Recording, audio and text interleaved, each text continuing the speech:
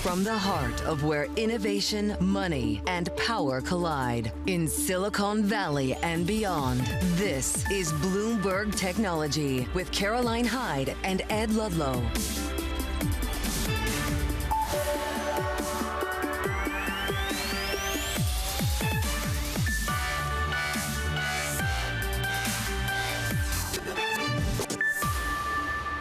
Live from New York, I'm Caroline Hyde. And I'm Mike Shepard in Washington. This is Bloomberg Technology. Coming up, tech CEOs flock to the inauguration of Donald Trump in Washington. Plus, President Trump gives a temporary reprieve to TikTok, granting a 75-day delay from a U.S. ban. And live from the World Economic Forum in Davos, we'll hear from Bank of America CEO Brian Moynihan later this hour. But first, we check in on these markets. Look, some anxiety being shaken off as we see President Trump take office. The Nasdaq pushing up, and indeed the Nasdaq 100 up about 0.1% as many look to perhaps the economic potential of this next administration. However, on the downside has been some key names. Bitcoin is up 1.3%, 103,000, absolutely took off ahead of the inauguration. We'll get into some of those meme coins in a moment. But let's move on to some of the individual points, drags, or indeed, Apple being the key one. I want to focus in on TSMC for a moment, though. We're up 1.9% on its ADRs. This is its restored operations at factories it evacuated after a 6.4 magnitude earthquake struck the island's south. Look, it injured 4 people, key chip maker, fabricator to NVIDIA and indeed to Apple. But Apple being dragged lower, the worst day we've seen since September of last year, in fact, 3.8% lower. Why? This is yet more downgrades coming from Jefferies, coming from Luke Capital analysts worrying about sales of the iPhone and in particular Chinese weakness. Look, this is going to be top of mind for Tim Cook, who yesterday was one of the who's who of the world's wealthiest people and tech elite surrounding President Donald Trump as he took the oath of office, all gathering a combined, get this, Mike, net worth exceeding $1.3 trillion. For the occasion, all sprinkled in among Trump's own family. They were not just sprinkled in, they were seated ahead of Trump's incoming cabinet. It was striking to see how prominently Elon Musk and others were occupying that space in such a moment. And it really signals how much tech has arrived with this new administration. And really something else of note from yesterday was President Donald Trump scrapping the Biden administration's sweeping executive order regulating artificial intelligence. Let's bring in Bloomberg's Balance of Power co-host Kayleigh Lyons to discuss this. Kayleigh, thanks for joining us and for all the great reporting yesterday on the inauguration. Trump started this with some shock and awe on the regulatory front. Talk about the direction of travel that we see in undoing this AI order. Well, the direction of travel certainly is fast. Trump yesterday set a modern-day record for a number of executive orders in one day. There were 26 plus 4 presidential memoranda. And, of course, as part of that, he rescinded 78 executive actions from President Biden. The executive action regulating AI, the sweeping order, was one that was part of it. This, of course, during the Biden administration was intended to create safety and transparency guidelines around companies developing this technology. It also created the AI Safety Institute under the Department of Commerce that was essentially setting voluntary guidelines for how the development of this technology should work. And now that goes away. The thing is, the president, while repealing this, did not say what is going to be replacing it, leaving a bit of a question mark. Certainly, we could expect David Sachs, the venture capitalist who is now the AI crypto czar in this White House, could be playing a role in what happens next. But it also could speak to, by and large, a kind of hands-off regulatory approach this administration seems to take. And certainly that was a message frequently by Donald Trump yesterday and throughout the campaign. And let's just talk about someone who's key to AI's future is Elon Musk. And indeed, it feels as though he's been cementing his power over the last couple of days as well. Well, absolutely. In fact, it is now solidified through one of these executive orders, Caroline, that he will be leading this Department of Government Efficiency, and he will be doing so by himself, as the person who was intended to be his co-head, Vivek Ramaswamy, is bowing out to instead run for governor of Ohio in 2026. There's been some reporting that there was a bit of consternation between Ramaswamy and Mar-a-Lago that may have played a factor, but it does clear the road for Elon Musk to essentially have the greatest degree of control over this agency, which will actually be part of the federal government. That was not the intent originally outlined by Donald Trump back in November, but through the EO yesterday, he made this part of the executive office of the president through an executive order that will rename the U.S. Digital Service, something that was created during the Obama administration back in 2013, to the United States DOD Service. That means Elon Musk is getting an actual White House email address, space in the Eisenhower office building. It raises some ethics concerns, given Elon Musk, of course, and his companies do contract with the United States government. And already this is drawing lawsuits, Caroline, including from the largest union representing federal workers, saying that the Office of Budget and Management and Budget and the White House here are violating different rules that are supposed to govern this. But certainly Elon Musk is going to have a close ear of the president as this administration gets going. A controversial weekend for Elon Musk, which we'll get to a little bit later in the show. But Bloomberg's Kayleigh Lyons, spectacular. Thank you for joining us. Meanwhile, TikTok, whiplash. ByteDance's U.S. services were restored after Donald Trump acted to delay the ban by 75 days, proposing a U.S.-China joint venture. Though it's unclear if the app's Chinese parent can or even wants to secure a U.S. backer, not to mention if this is enough to appease Congress's national security concerns.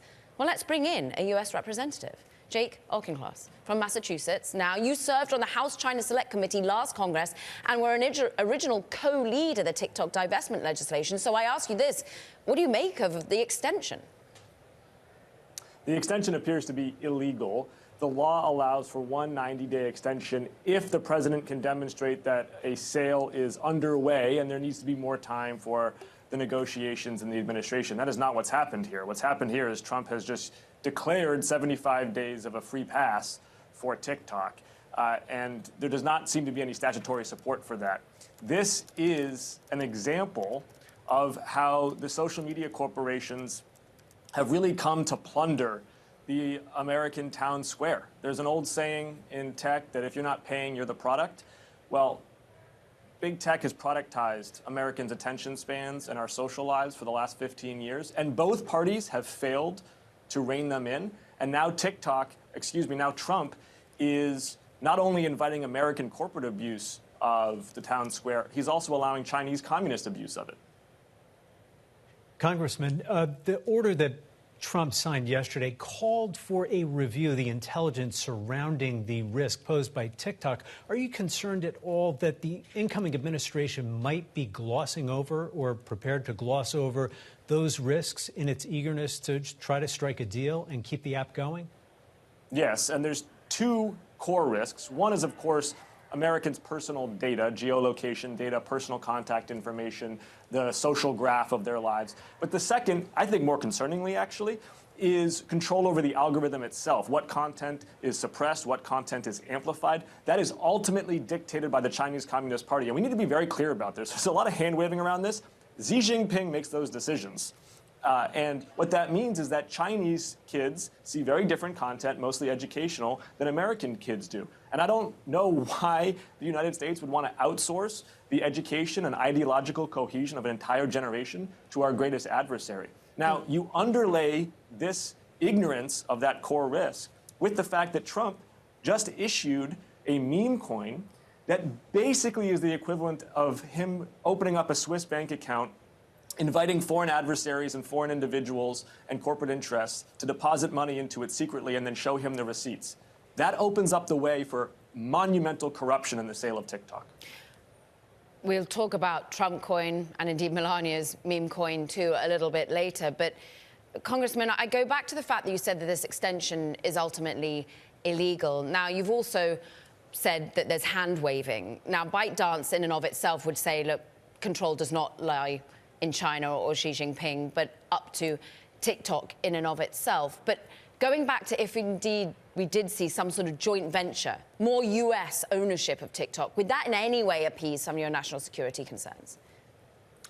As with many things he says, I have no idea what Trump was talking about when he said, like, the U.S. government would have a 50% stake or something like that. There's about 75 unanswered questions in between that statement and the actuality of it. Here's what we want, though. Here is the goal of the bill. First of all, we don't want to ban TikTok. We don't want to ban any of the social media. They're here to stay, just like radio and TV before them. But what we do want to do is reclaim control of the digital town square from this Chinese communist and American corporate malfeasance. And to do that, we need TikTok to answer to U.S. law. And then the second step is Congress needs to pierce Section 230 and establish a duty of care for all of these social media corporations. That means that we can't allow them to host things like deepfake pornography, which 98% of online deepfake videos are pornographic content targeting women non-consensually. These tech CEOs don't care. They don't have to care. They're not liable for it. Congress needs to end that. When we're thinking, therefore, about the next steps, you seem to be going more broadly. We've had steps being taken by the CEO of Meta as well to reduce fact-checking here in the United States. How has that been a cause of anxiety for you, or is that something that you feel ultimately, yes, we could see more community focus on preserving what is said on the internet or not? So I'm actually sympathetic to Zuckerberg's claim that fact-checking was not proving effective. Now, we can debate how accurate the fact-checking was, but the point is that people didn't believe the fact-checking, and ultimately, truth has to be communally acknowledged. And so moving towards community notes, if he can demonstrate that that's more effective in building trust and building shared consensus about the facts, I'm receptive to that. But the underlying point here is that any Web 2.0 approach to doing this is ultimately going to be ineffectual, because these are walled gardens controlled by corporations, and ultimately these corporations monetize the attention span of Americans and sell off that product to the highest advertising bidder. And for so long as that is the case, they're always going to amplify the 7 deadly sins, things that foment pride and greed and lust and envy, because that's what people click on. We need a Web 3.0 transition where people have more custody of their personal data and where the algorithms are answerable to communities in a pluralistic fashion, the way that Taiwan has done so under the leadership of the digital minister. Congressman, do you see any role for government in trying to help in this area of moderation? We've seen the direction of travel in Washington move far away from that. What do you see? Government needs to revoke Section 230. So the tech industry will claim that Section 230 protects free expression. And it's just laughable. James Madison did not write Section 230. It was drafted in the 1990s, and it is an industry-specific shield for the social media corporations to not be liable for toxicity, for defamation, for cyberstalking and intimate privacy violations, things that are already illegal. I want to be clear about this. Things that are already torts under civil and criminal law. They are not susceptible for a duty of care to prevent them. We need to make them liable for it. And then we need to bring in the blockchain industry under regulatory clarity so that we can transition to a Web 3.0 approach to social media governance, because what's working in Web 2.0 has worked well for the tech CEOs. It has not worked well for American children. Those are both pretty ambitious goals, Congressman. Do you see enough of a consensus in this Congress between Democrats and Republicans to be able to get both of those things done, especially with respect to Section 230, which we've been hearing about for so long? You're certainly right that the tech lobby has been effective at crushing even marginal steps towards revoking Section 230. I will note, though, that last Congress, the chair and ranking member of the Energy and Commerce Committee, on which I sit and which has jurisdiction over the tech industry, jointly wrote an op-ed in the Wall Street Journal calling for the sunsetting of Section 230. Now, it didn't happen last term, but that is a significant step forward where you see bipartisan leadership towards revoking it. I think we are hitting an inflection point where Americans are tired of having toxicity pumped into the national discourse by people who get richer the more time their kids spend scrolling on their smartphones. It is time for us to move away from this phone-based childhood towards a play-based childhood. But to do that, we've got to reclaim ownership over how we talk to each other. Section 230 is the first step, and I do think we're building bipartisan support for it. I hear you, but there was a lot of bipartisan support to ban TikTok, and then suddenly, as the hour drew near, we saw some real 180s from across the aisle, Congressman. And I go back to the TikTok case in particular, because the fact that you keep on talking about Web 3.0, you're talking about decentralization here. Well, we've heard that from a pitch of one of the wannabe owners, Frank McCourt, and indeed working with Kevin O'Leary. They want to be seeing potentially this Project Liberty. What are you thinking more broadly about their particular offer? Because they don't want the algorithm. Yeah, Web 3.0 fundamentally is about open governance. It's about creating pluralism and creating a sense of community ownership over this. In the same way that Americans insist that our actual town squares are places where communities have an interest in upholding order and providing freedom of expression. We need the same thing for our digital town square, because that's where Americans are spending 4 to 6 hours every day taking in news, information, and entertainment. I think too many Americans just assume that the status quo over the last 15 years is all that we can expect from social media. But if you look back at every other media innovation, from the printing press in the 1500s all the way through TV and radio, you will see that there was a moment of disruption, and then new norms, conventions, and laws were established to help bring some harmony to this new way of disseminating information. The challenge here with social media is that we've had to digest this tech innovation in a much shorter amount of time. We've had less than half a generation to do it, and so the disruption has been even greater. But I do think that we are hitting an inflection point where we're going to start to adopt new roles and governance structures. U.S. Representative Jake Auchincloss from Massachusetts, thank you. Coming up, we'll hear from Bank of America CEO Brian Moynihan out of Davos next. This is Bloomberg.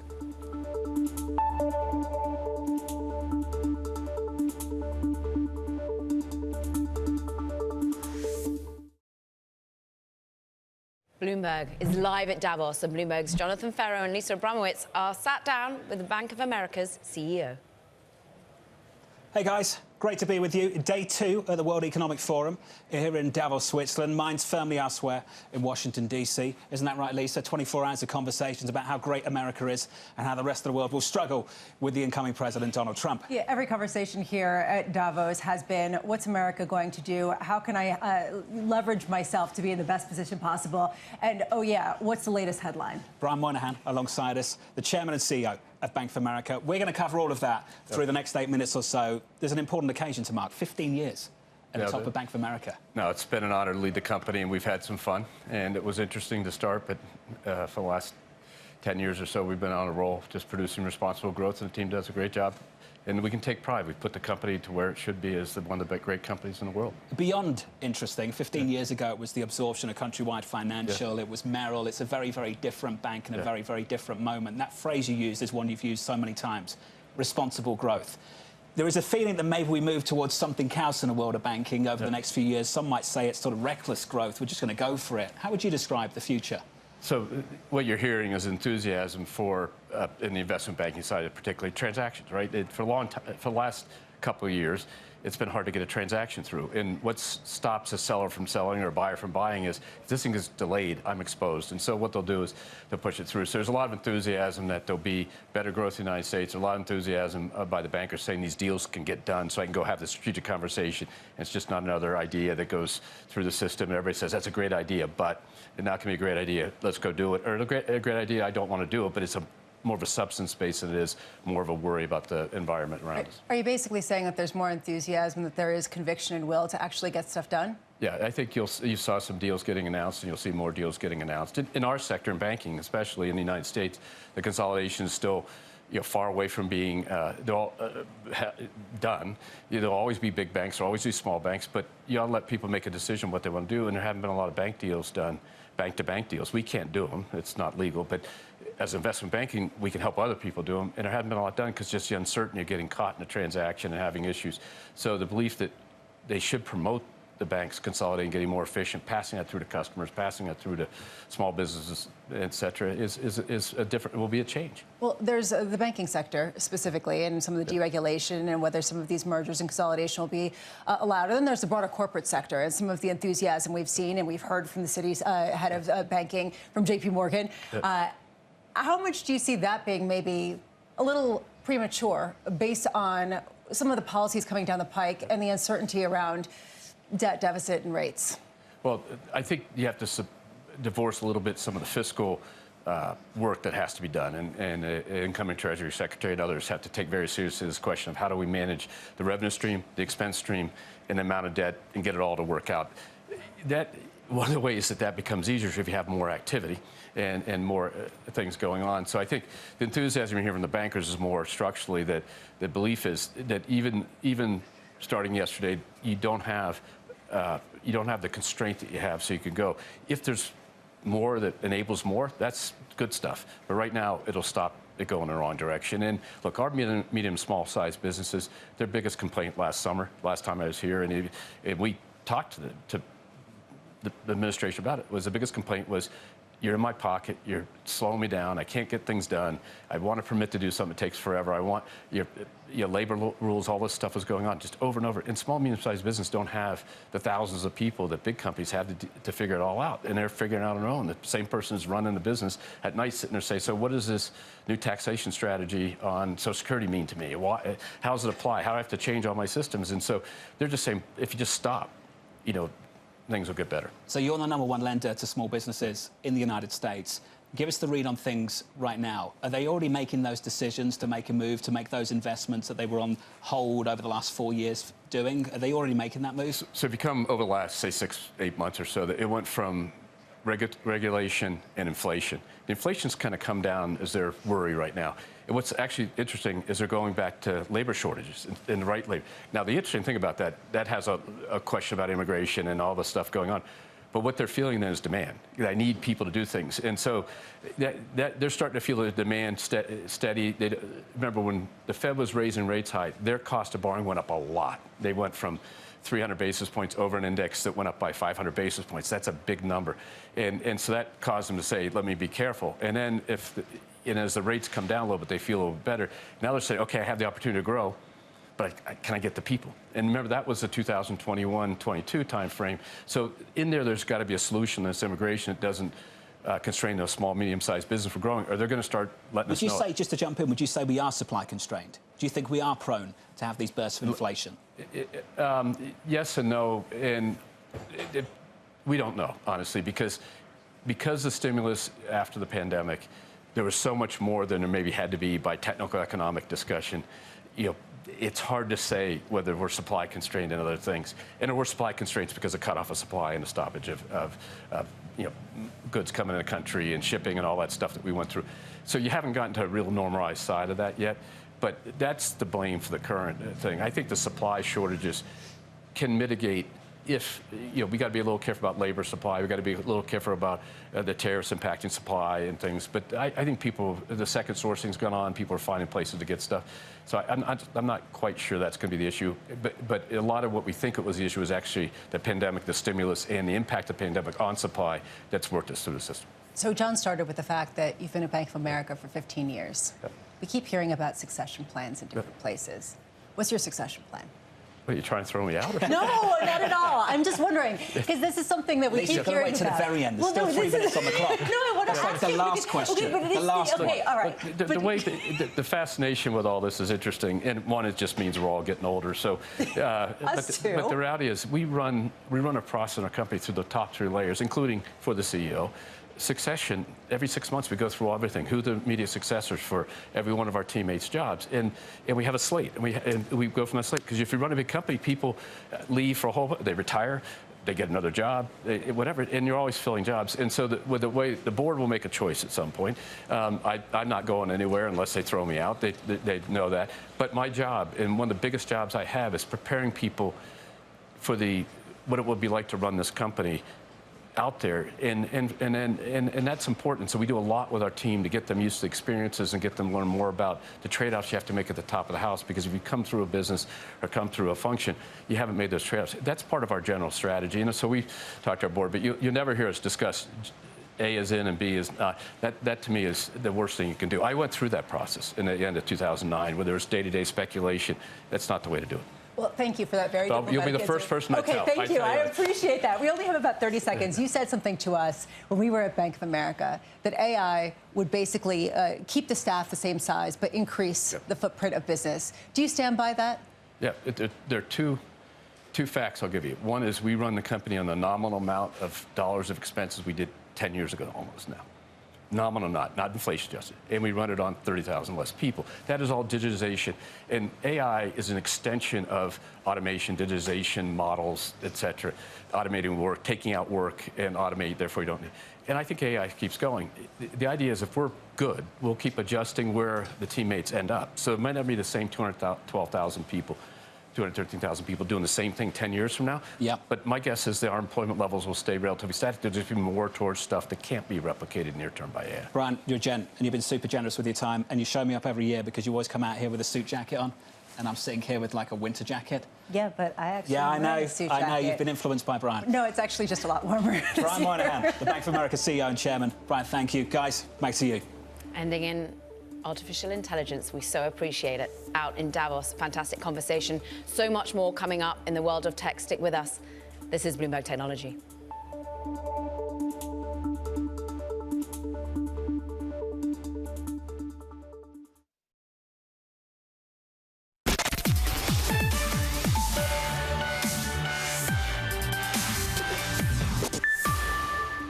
Welcome back to Bloomberg Technology. I'm Caroline Hyde in New York.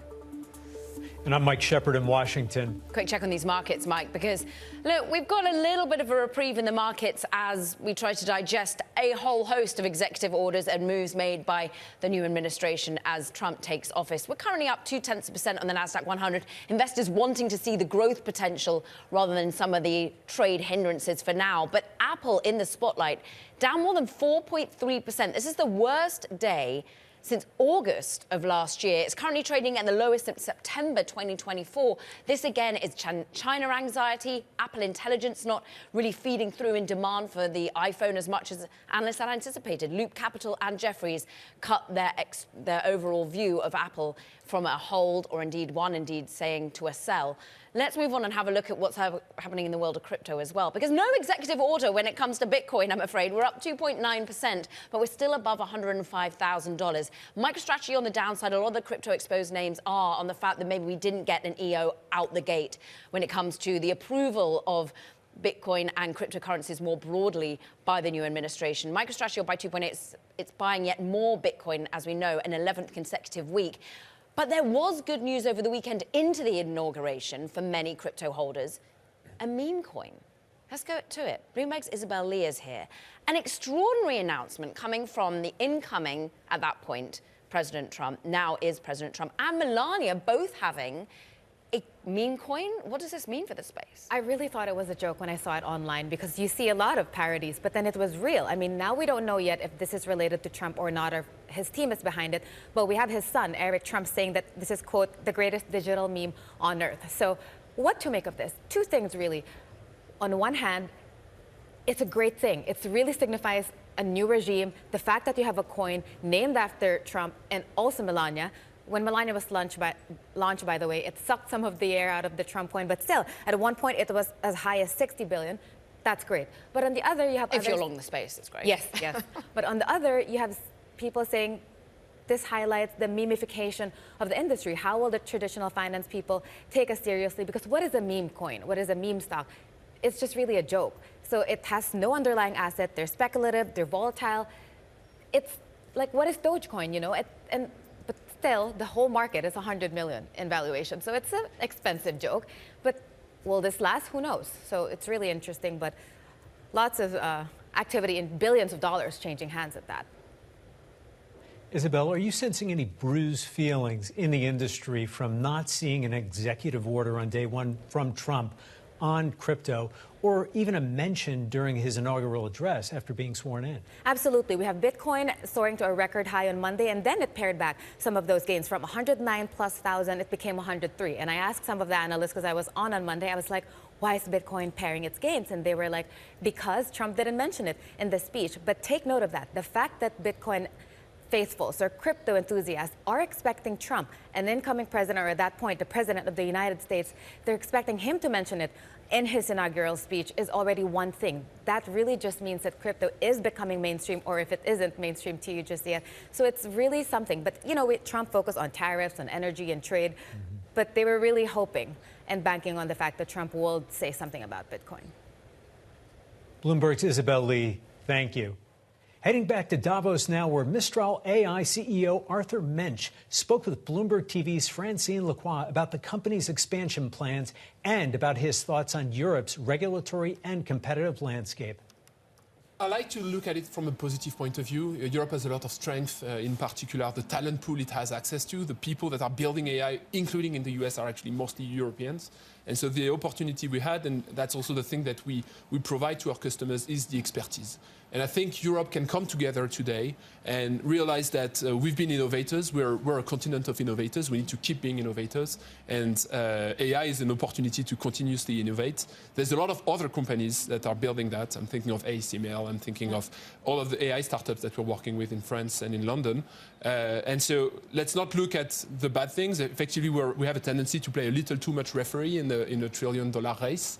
But we have the strength, and we just need to have the will to create in Europe and to innovate and create value there. I mean, do you think that there's a first mover advantage in this industry, or is it really execution and innovation that will win? I mean, as in any industry, you have first mover advantage, but the AI is going to be a revolution. It's going to be a long-lasting revolution. It's going to take decades to actually be rolled fully to enterprises, rolled fully to the way we actually behave and the way we actually deal with computers. So, and a lot of things, and we are realizing that enterprises are a bit struggling with realizing the value of AI, and that's where you need to partner deeply with someone that can help you get the expertise, distill the expertise of your company into AI systems that can then help you drive the productivity that you're expecting. So we're only 5% there. And so everything that is sitting on top of model, all of the orchestration part, all of the managing data, all of the customization part are things that we still need to figure out. And I think we have a very good head start there. That was Mistral CEO Arthur Mensch, along with Francine Lacqua. Meanwhile, another closely watched interview at Davos was the OpenAI CFO, Sarah Fryer. She spoke with Bloomberg's Shireen Ghaffari about rising enterprise use of ChatGPT and the company's growth. Take a listen. We have had to do an extraordinary amount of fundraising. Luckily, we also have a business model that supports it. I already talked about ChatGPT for consumer, over 300 million users today. That is and it's a workhorse when it comes to revenue growth, and ultimately profitability. But we are seeing now enterprises of every size embrace this technology, and we really see ourselves also as the enterprise company. In fact, there's a really good symbiosis between those two areas, because often when I meet customers, and I'm meeting a lot of them here in Davos, it's actually their personal experience they start with. When I say, hey, how are you using ChatGPT? They'll actually give me a personal anecdote first. And for those of you who sell into enterprises, you know that if you've won your customer heart in just their day-to-day, being able to go in and then sell them into their enterprise environment gets an awful lot easier. And so that enterprise model is really building across every sector of the economy, every type of company, every scale of company. And I'd be happy to talk through examples. Morgan Stanley is a great example, since we're talking financing, and they're also a good partner on that front. But they're using our technology in areas like wealth management, in areas like even their investment banking, and they've been doing it now for multiple years. So in terms of the future from a financing perspective, I suspect we will continue to have to finance at pace, but we will do that on the merits of our business as well. How about an IPO? What would that look like for OpenAI? You mentioned profitability. You know, how far do you think we are from that? What are, you're someone who's taken 2 companies public. What would the steps be for OpenAI to get there, and how far are we from profitability? Yeah, so as I've told every company I've been associated with on an IPO, it's not a destination. An IPO is just a marker on a journey. And if you get wrapped around the idea that the IPO is the destination, it's a very kind of dangerous world to live in, because there's a feeling of finality, and man, oh man, going public is just the beginning of another very interesting part of your journey. Like, what are the positives of an IPO? Number one, I think it's a very strong credentializing moment for any company. I love that moment of sunlight, of being able to show your financials externally, to show how your business is building. It's the best disinfectant in any room. It's a great way to fundraise, because it opens the door not just to equity and selling your equity in that moment, but it also starts opening the door to many more areas of financing, starting with mezzanine debt, structured debt, and so on. And again, in a world where we're buying a lot of compute, we need to get there fast, because equity is an expensive way to raise capital and to deploy capital. We need to make sure we continue to bring down that weighted average cost of capital. That was OpenAI CFO Sarah Fryer from Davos. Coming up, Margaret O'Mara, a professor of American history at the University of Washington, will join us to discuss the ties between tech and policymakers here in Washington. This is Bloomberg.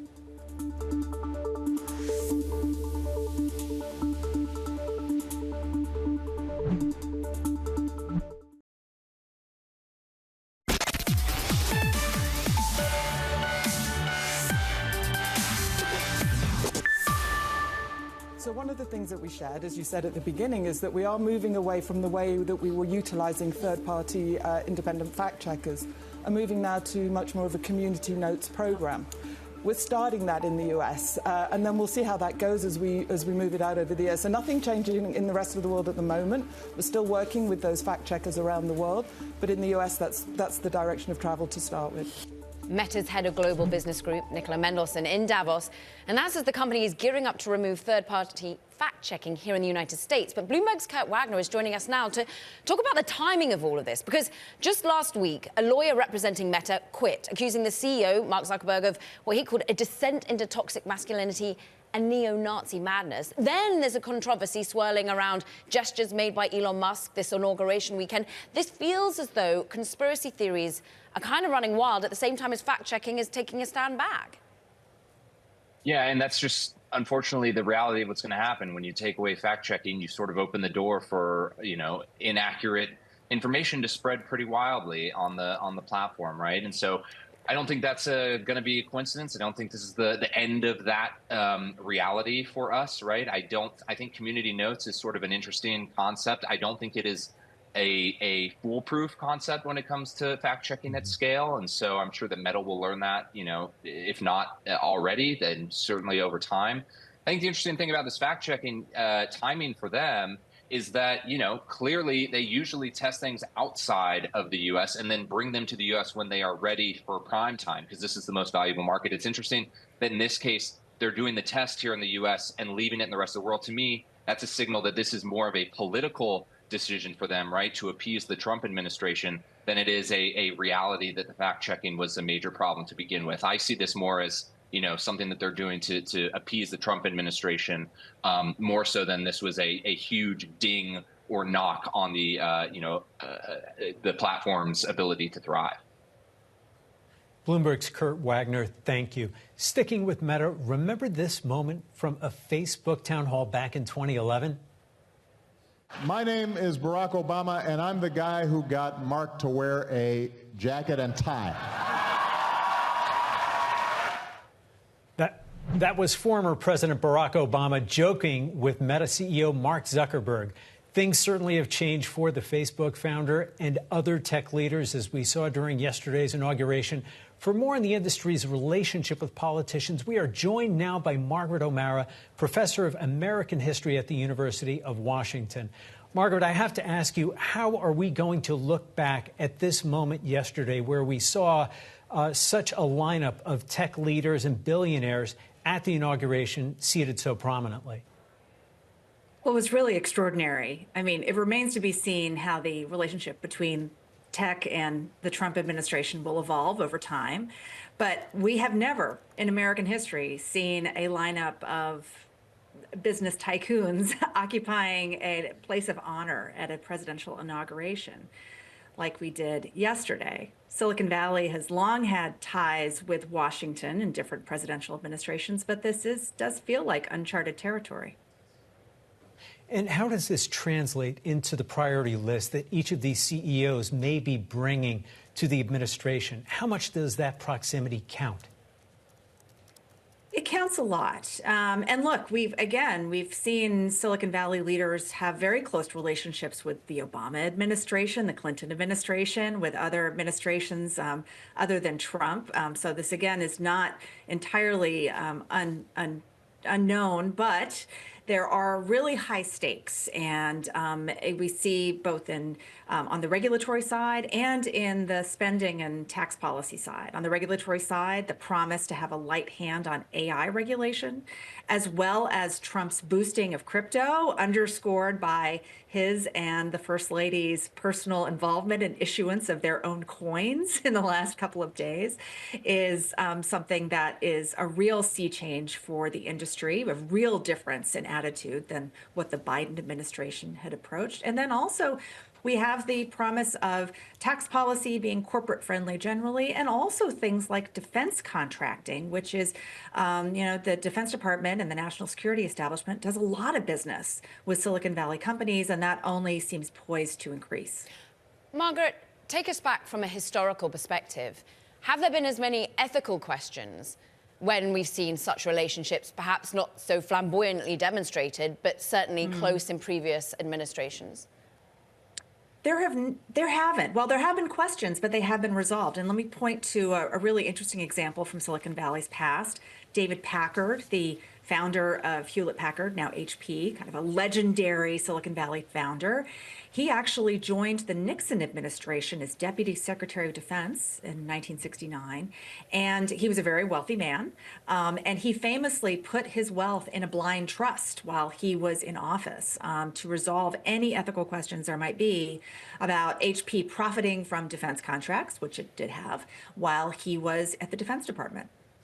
Let's just, I mean, thinking of what you've written, in particular, the code Silicon Valley and the remaking of America, is Silicon Valley, are the tech leaders that we see remaking America from a political perspective right now, Margaret? I say that with the words of the previous administration still ringing in our ears, that this is some sort of oligarchy.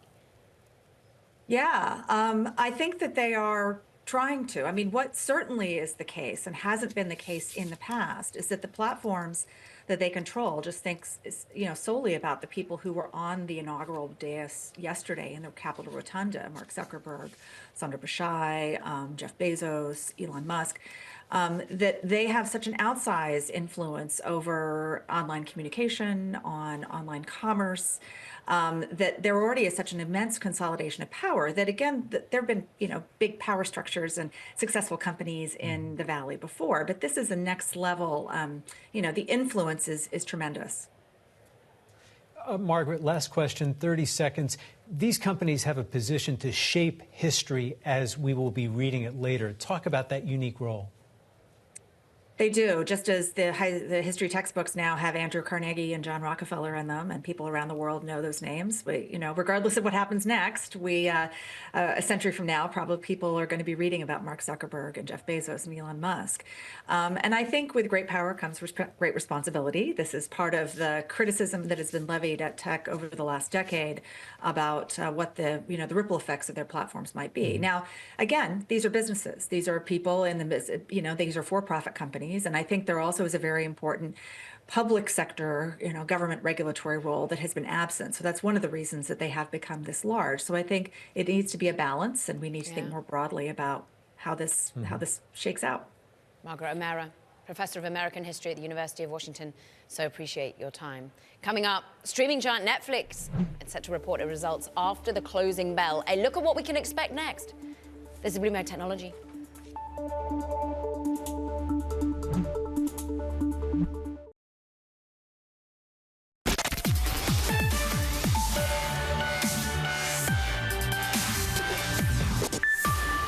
Netflix, it's set to report earnings after the bell. What can we expect?